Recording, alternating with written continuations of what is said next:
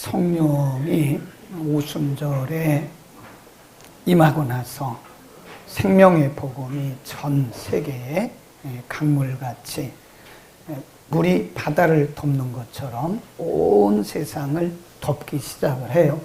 예루살렘에서 시작된 성령의 역사와 복음의 전파가 예루살렘, 유대 지역, 그리고 사마리아, 소아시아까지 굉장히 빠른, 마치 휘발유를 끼얹은 것처럼 복음이 그렇게 세차게 확산되어 가죠.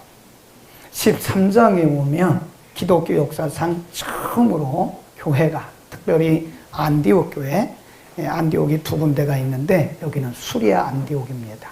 수리아 지역에 있는 안디옥 교회가 바울과 바나바를 선교사로 파송합니다. 그래서 성령의 파송을 받은 바울과 바나바가 지역을 다니면서 수리아 안디옥을 출발해서 구브로 지역, 그리고 다시 소아시아로 갔다가 소아시아에서 다시 거쳐서 수리아 안디옥으로 오는 첫 번째 전도 여행을 하게 되는데, 그림을 한번 보시면 더 정확하게 보실 수 있다. 잘 보이시는지 모르겠는데요. 빨간 줄 밑으로, 거기가 구브로 섬이거든요. 구브로를 지나서 위로 올라가서 다시 내륙으로 갔다가 다시 내륙에서 나와서 구브로 위의 지역으로 와서 이렇게, 그렇지요. 그렇게 수리아 안디옥으로 다시 옵니다. 다시 한번 보세요. 밑으로 내려와서 거기 구브로입니다. 거기에 버가도 있고 다시 올라가 비시디의 안디옥, 그리고 밤빌리아, 그 다음에 오늘 우리가 공부하려고 하는 지역까지 갔다가 다시 이렇게 올 때는 구브로 지역을 안 거치죠. 그래서 바로 수리아 안디옥으로 오는 그 과정인데요. 이거를 우리가 보통 사도 바울의 첫 번째 전도 여행이다. 근데 사실 말을 여행이라고 붙여서 그렇지 사역이에요, 사역. 굉장히 어려웠던 일들이 있었기 때문에 그냥 우리가 습관적으로 여행이란 말을 붙여서 그렇지 전도 사역입니다. 거기에 어떤 일이 있었나? 자, 13장으로 갑니다. 13장 12절에 파송을 받고 이제 수리아 안디옥을 지나서 구브로 지역 바보라고 하는 섬에 들어가요. 12절, 13장 12절 시작. 이에 총독이 된 것을 보고 믿으며 가르침을 기히 여기니라. 이 총독은 이 구브로 지역의 한 지역을 감당하고 있는 바보라고 하는 한 지역을 감당하고 있는 로마 황제가 파송한 지역의 장입니다. 사실 섬 지역은 그때나 지금이나 미신이 굉장히 강해요. 이 사람들이 예수를 믿는다는 것은 굉장히 어려운 일입니다. 근데 그 섬에 바보라고 하는 그 섬의 장이 예수를 믿기 시작하는 거예요. 그 다음에 쭉 내려갑니다. 43장, 13장 43절 있습니다. 시작. 유대인과 유대교에 입교한 경건한 사람들이 많이 바울과 바나바를 쫓으니 두 사도가 라고 항상 하나님의 은혜 가운데 있어라. 유대인들 가운데 개종한다는 게 쉽지가 않거든요. 근데 유대인들 가운데 개종하는 일들이 일어나기 시작했어요. 내륙 지역에서. 그 다음에 44절 시작. 그 다음 안식일에는 온 다 하나님 말씀을 듣고자 하여 모였다. 이전에는 복음을 들어본 적이 없거든요. 근데 바울과 바나바가 가서 복음을 전하니까 아예 한 지역이다 회개하고 돌아오기 시작하는 거예요. 놀라운 일이죠. 그 다음에 14장으로 갑니다. 루스드라에서 이제 내륙으로 올라갔어요. 루스드라 14장 8절부터 시작. 루스드라에 발을 쓰지 못한 한 사람이 있어 앉았는데 나면서 앉은 뱀이 되어 걸어본 적이 없는지라. 바울의 말하는 것을 듣거늘 바울이 주목하여 구원을 받아 그에게 있는 것을 보고 큰 소리로 가로되 내 발로 바로 일어서라 하니 그 사람이 뛰어갑니다. 아멘. 이런 일이 없었어요. 네, 복음이 전파된 지역이 아니거든요. 루스드라라고 하는 오늘날로 말하면 터키 지역인 터키의 남부 지역이거든요. 거기에 나면서부터 한 번도 걸어본 적이 없는 사람이 사도 바울이 기도하고 명령하고 선포하니까 번쩍 일어나는 거예요. 놀라운 역사가 루스드라에서 일어났다. 근데 또 그런 좋은 일만 있는 건 아니었어요. 또 보겠습니다. 13장 45절. 복음이 증거되는 곳에는 항상 양면적인 역사가 있습니다. 45.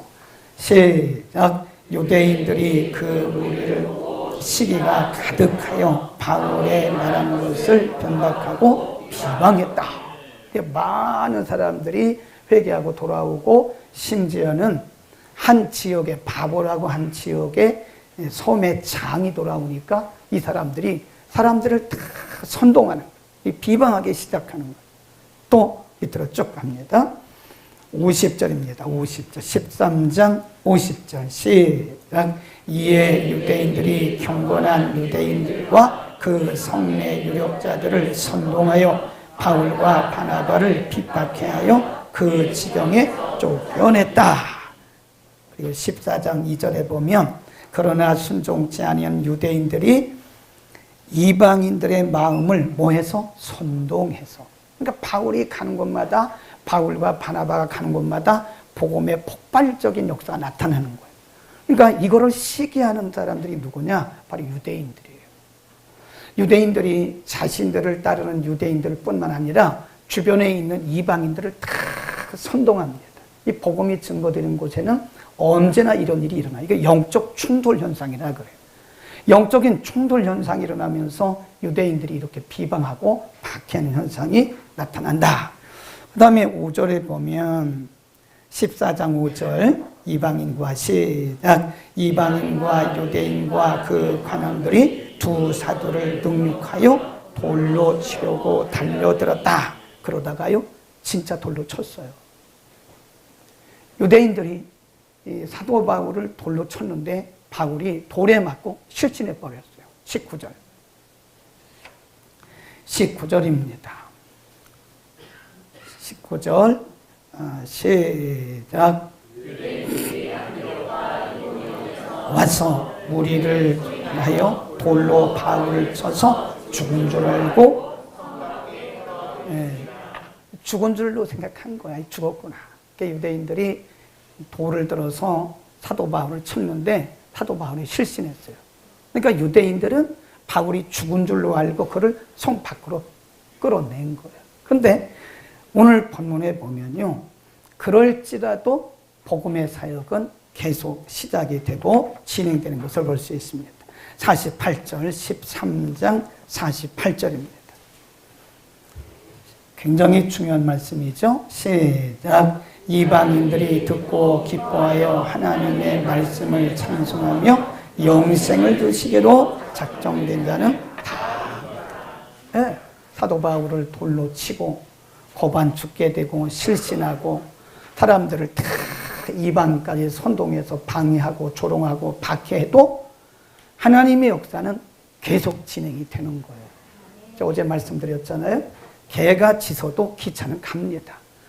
아무리 방해하고 박해하고 조롱하고 돌로 치고 죽여도 그건 개가 짖는 거나 똑같은 거예요. 기차는 가요. 우리에게 은혜로운 말씀이 뭐냐? 이 사도행전 13장 48절인데요. 그럼에도 불구하고 영생을 주시기로 작정된 자는 다 믿더라. 아멘. 하나님의 나라는 그리스도의 복음 사역은 영적 충돌과 함께 가는 거예요. 함께. 네. 사도 바울과 바나바 그 이외에 다른 사도들이 가서 복음 전할 때 물론 어떤 지역에서는 아주 웰컴 할렐루야 아멘 막 그럽니다. 근데 다 그런 건 아니에요. 그 중에도 복음을 거부하고 반대하고 심지어는 복음 전도자들을 죽이려고 하는 사람들이 있다니까요. 그러나 그럼에도 불구하고 하나님의 나라는 확장이 된다. 오늘 우리가 반드시 주목해야 할 부분이 있어요. 그 22절입니다. 이 부분을 우리가 꼭 기억을 해야 돼요. 22절. 시작. 자들이 마음을 굳게 하여 이 믿음에 거하라 권하고 온 우리가 하나님 나라에 많은 환난을 겪어야 할 것입니다. 이게 오늘 본문의 가장 핵심 포인트가 이거예요. 지금 사도 바울이 19절에 보면 돌에 맞아 죽었잖아요. 사실 죽은 건 아니에요. 실신한 거예요. 맞아가지고 실신했고 유대인들은 죽은 줄 알고 성 밖으로 끌어냈다고요. 그런데 그럼에도 불구하고 사도 바울은 바로 털고 일어나요. 바로 털고 일어나서 가서 또 복음을 전하는 거예요. 그러면서 주변에 둘러서 있는 사람들에게 뭐라 그러냐면 여러분 저 봤지요? 저 봤지요? 우리가 하나님의 나라에 들어가려면 이와 같이 어쩌면 이거보다 더 큰 환난을 겪어야 됩니다. 라고 얘기를 하는 사도 바울이 오늘 말씀하려고 하는 사도 바울을 통해서 말씀하려고 하는 것은 우리가 하나님의 나라에 들어가기까지는 많은 환난을 겪어야 된다. 그 말은 이론이 아닙니다. 우리의 삶을 통해서 경험을 해야 된다. 이 말씀 잘 들어야 돼요.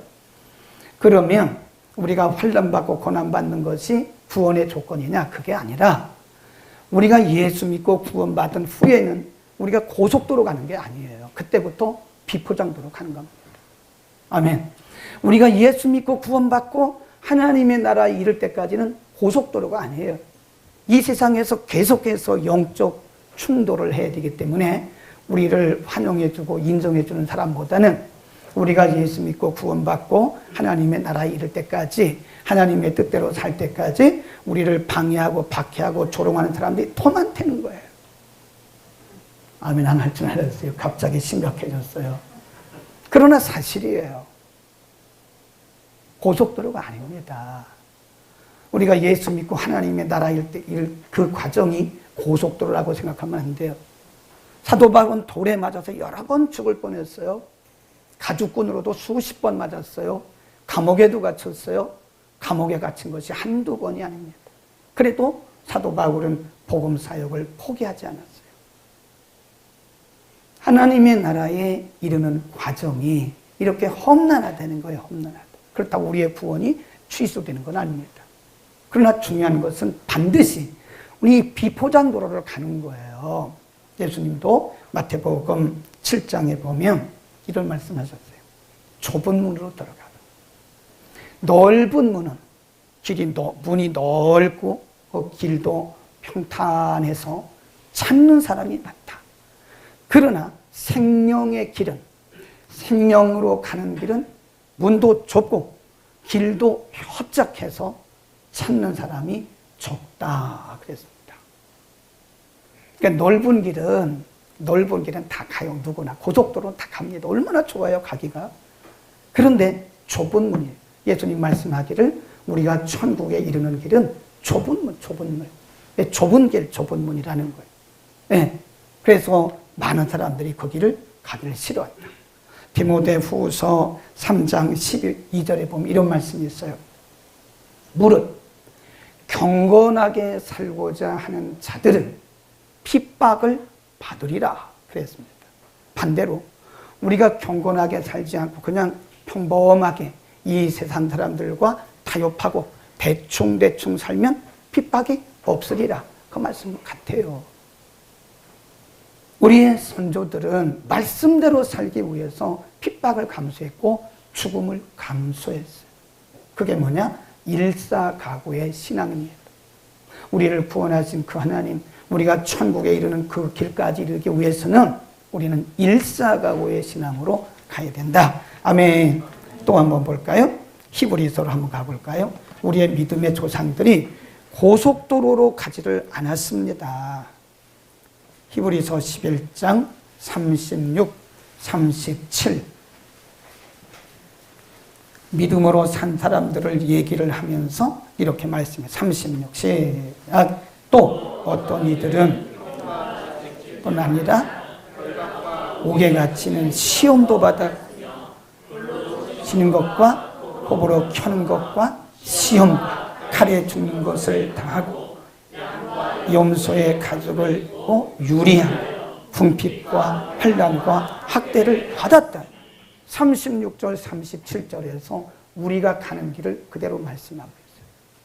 어떤 이들은 톱으로 켜고, 어떤 이들은 칼로 찔림을 당해 죽고, 어떤 이들은 환난과 박해와 핍박을 받고, 어떤 이들은 사자굴에 들어가고, 어떤 이들은 사자의 밥이 되기도 하고, 그런 말씀하는 거예요. 그리고 믿음으로 산다는 것이 이게 뭐 막연하고 환상적인 게 아닙니다. 우리가 믿음으로 살고 말씀대로 살아가는 것은 그 자체가 핍박을 감수하고 핍박을 전제하고 가는 거예요. 많은 현대인들이 왜 바른 길을 못 가는 줄 아세요? 이 어려움이 있어서 못 가는 거예요. 다 포기하는 겁니다. 평탄한 길이 아니라고요. 네. 갑자기 시무룩해졌어요. 우리는 그 길을 가야 되는 겁니다. 근데 걱정할 게 없어요. 로마서 5장 3절에 보면 우리가 환난 중에도 기뻐하느니, 환난은 뭘 낳는다고 그래요? 인내를 낳는다 그랬습니다. 사도 바울이 그렇게 돌로 침을 당해서 실신하고 죽을 뻔하고, 때로는 가죽끈으로 맞고, 때로는 감옥에 갇히고 그런다고 해서 그 사역을 포기하지 않았어요. 오히려 그 안에 계신 성령님께서 사도 바울을 더 강하게 한, 그게 인내예요. 무릇 환난이 처음에는 우리가 보기에 좋아 보이진 않으나 환난은 그 인내를 낳는다. 그래서 우리의 믿음을 더욱더 견고하게 한다. 로마서 8장 18절에 이런 말씀이 있어요. 현재의 고난은, 그래서 현재의 고난은, 우리가 지금 만나고 있는 현재의 고난은 장차 우리에게 임할 영광과 뭐도 안 돼요? 비교 안 된다. 그 영어 성경에 보니까 비교 가치가 없다고 되어 있어요. 비교 가치가 없다. 현재 우리가 복음을 위해서, 믿음을 지키기 위해서 당하는 이 현재 고난은 앞으로 우리가 받을 그 영광과는 비교할 가치도 없다. 아멘. 그래서 우리는 지금 우리가 울퉁불퉁한 비포장도로 가는 거야. 먼지도 날로 그냥 가다 보면 그냥 발에 쳐서 넘어지기도 하고 찢어지기도 하고, 우리가 가는 길이 비포장도로예요. 그러나 우리는 분명히 지금 생명의 길로 가고 있습니다. 우리의 믿음이 점점 더 금보다 귀한 믿음으로 단련되어져 가고 있고, 우리에게는 소망이 있는 거예요. 아멘. 로마서 8장에 이런 말씀이 있어요. 한번 읽어보겠습니다. 로마서 8장 38절. 로마서 8장 38절입니다. 내가 확신하노니 사망이나 천사들이나 제자들이나 장래일이나 능력이나 높음이나 깊음이나 다른 아무 피조물이라도 우리 주 예수 안에 있는 하나님의 사랑에서 뭐예요? 끊을 수 없대. 우리가 비록 울퉁불퉁한 비포장도로를 가면서 영적인 투쟁을 하고 있지만, 그리스도 안에서 우리에게 주신 하나님의 사랑에서 아무도 끊을 수가 없다는, 현재일도 장래일도 천사도 어떤 권세도 세상의 어떤 권력자도 하나님의 사랑에서 끊을 수 없다. 아멘. 우리 이 말씀을 가지고 우리는 가야 되는 겁니다. 그래서 기쁨으로 인내해야 돼요. 그러니까 우리가 히브리서 11장 말씀 공부했잖아요. 그거 보면 우리의 믿음의 선조들은 이런 고난 가운데서도 기쁨으로 인내하면서 복음을 전했고 믿음을 지켰다는 거예요. 사도 바울은 정말 멋진 고백을 합니다. 저는 사도 바울의 이 믿음을 정말 본받고 싶어요. 사도행전 20장 23절 우리 한번 읽어보겠습니다. 사도행전 20장 23절. 사도 바울은 이렇게 고백합니다. 성령이 알려주셨어요. 너 이제 예루살렘에 가면, 거기 가면 체포된다. 체포되고 거기서 결국은 너 로마로 끌려갈 거다.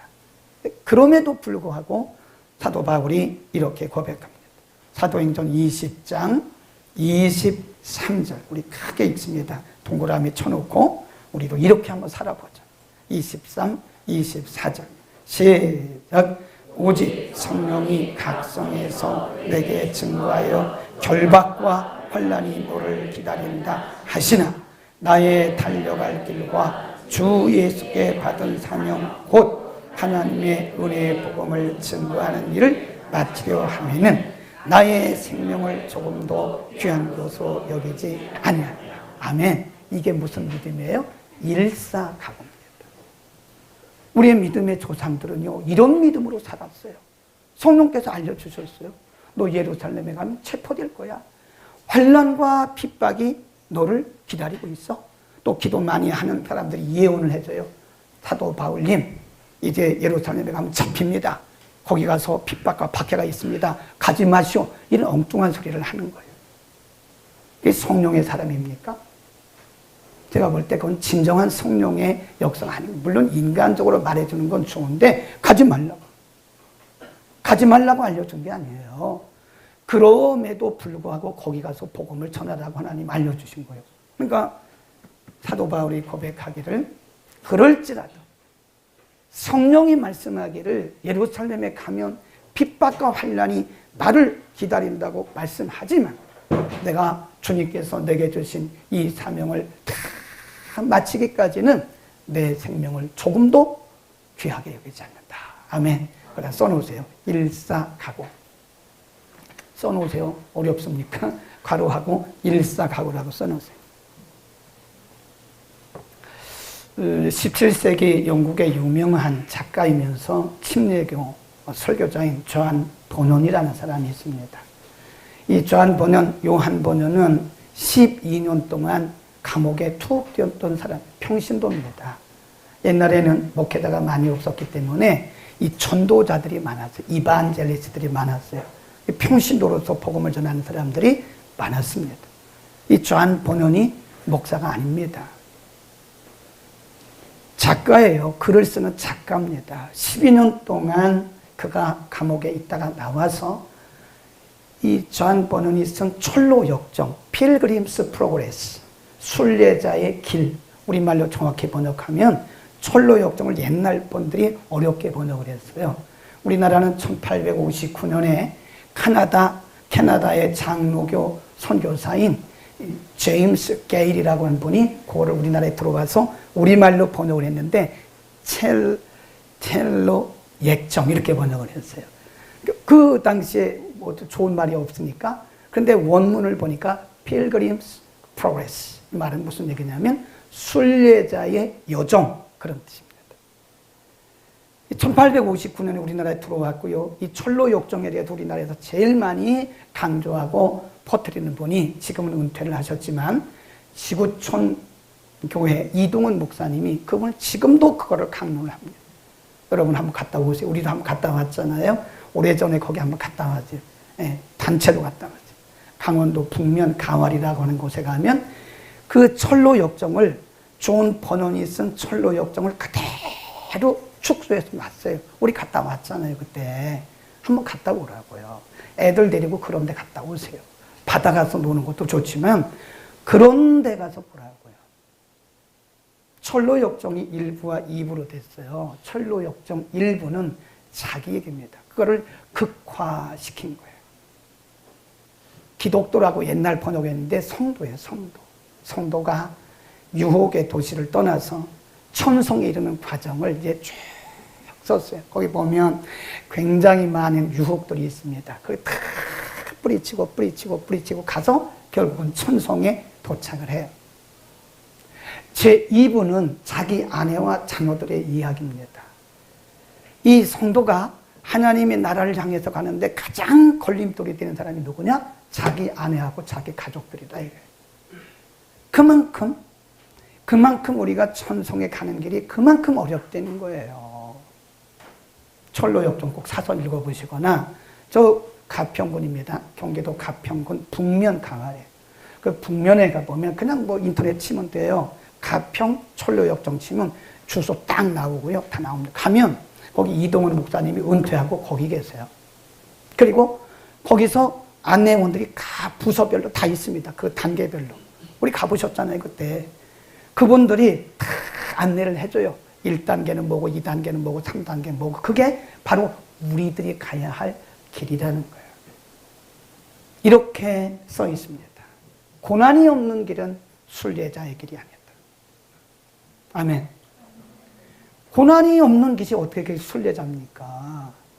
철로 역정이란 말은 구원받은 성도가 하나님의 나라에 이르기까지 이르는 과정을 필그림스 전이에요. 프로그레스. 그래서 순례자의 여정이다라고 번역을 하는 게 맞아요. 우리가 오늘 사도 바울이 분명히 22절을 통해서 우리가 하나님의 나라에 들어가기까지는 많은 환난을 뭐 한다고요? 경험해야 돼. 겪어야 그 말은 이게 환상이 아니라는 거예요. 이론이 아니라는 거예요. 때로는 우리가 사업도 빼앗기고 예수 때문에 가정에서도 때로는 직장에서도 쫓겨나기도 하고 때로는 지인들에게 아주 가까운 사람들에게 때로는 조롱도 당하고 이런 많은 고난들을 우리가 감수하고 가야 된다. 그러나 분명한 것은 이 과정에서 누가 함께 하세요? 끊을 수 없는 하나님의 사랑이 우리를 붙들고 계세요. 우리가 지금 이 비포장도로를 가면서 많은 덜컹덜컹 하면서 우리가 지금 때로 넘어질 듯 가는 거잖아요. 그러나 반드시 우리와 함께 하신 하나님이 우리를 그 목적지에 다르게 할 줄로 믿습니다. 그러니까 걱정하지 마세요. 사도 바울은 돌에 맞아 죽었다가 바로 일어나서 또 복음 전하잖아요. 그리고 하는 말씀이 22절이에요. 여러분 걱정하지 마세요. 우리가 예수 믿고 천국 가기 위해서는 이런 과정을 다 거쳐야 됩니다. 걱정하지 마십시오. 우리와 함께 하시는 하나님, 그리스도 안에서 우리에게 베풀어 주신 그 하나님의 사랑은 어떤 것도 우리에게서 끊을 수가 없습니다. 아멘.